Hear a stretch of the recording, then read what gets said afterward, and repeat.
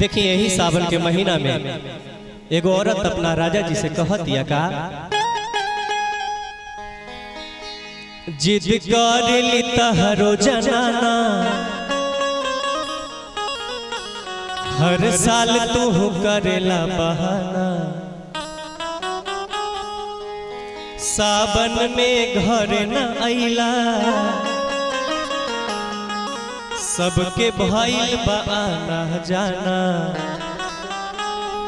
कि तोह से वादा करके हम ता पछतात बानी हो, देवरे के संगे देवघर जात बानी हो, ए राजा देवरे के संगे देवघर जात बानी हो, जिद कर ली तहरो जनाना हर साल तू करला बहाना,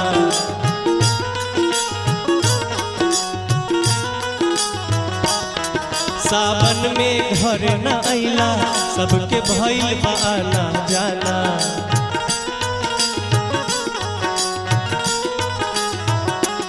तोह से वादा करके हम ता पछतात बानी हो, देवरे के संगे देवघर जात बानी हो,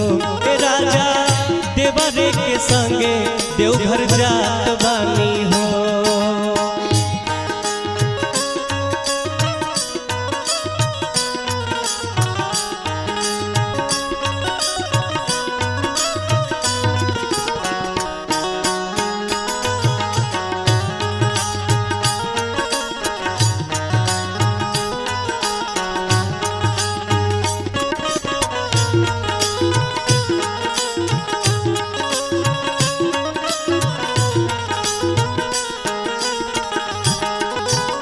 श्रद्धा हमरो हमहू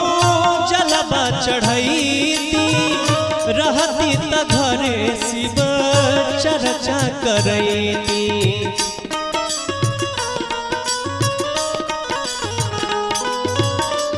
श्रद्धा हमरो हमहू जलवा चढ़ैती, रहती त घरे शिव चर्चा करैती, प्याज लहसुन एक महीना से न खात बानी हो, प्याज लहसुन एक महीना से न खात बानी हो, देवरे के संगे देवघर जात बानी हो, ए राजा देवरे के संगे देवघर जात बानी हो। बोल बम बोल बम, जय हो भोले बाबा, कृपा बनौले रही।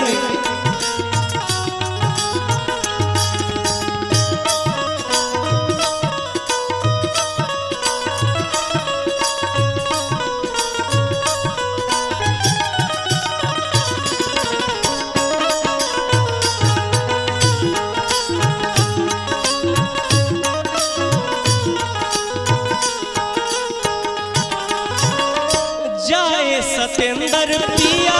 हमके तरसावेला, बीत जाला सावन तबो घर नहीं आवेला,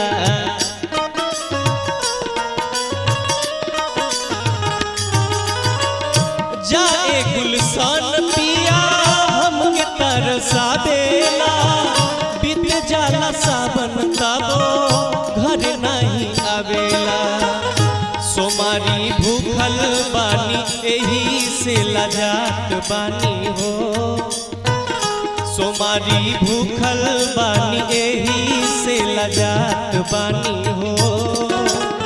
देवरे के संगे देवघर जात बानी हो, ए राजा देवरे के संगे देवघर जात बानी हो, जिद कर ली तहरो जनाना हर साल तू करला बहाना,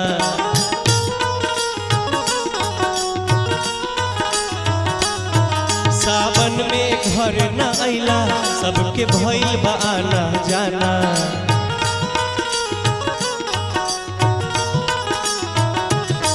तोह से वादा के हम पछतात बानी हो। देवरे के संगे देवघर जात बानी हो हे राजा, देवरे के संगे देवघर जात बानी हो हे राजा, देवरे के संगे देवघर जात बानी हो हे राजा जी, देवरे के संगे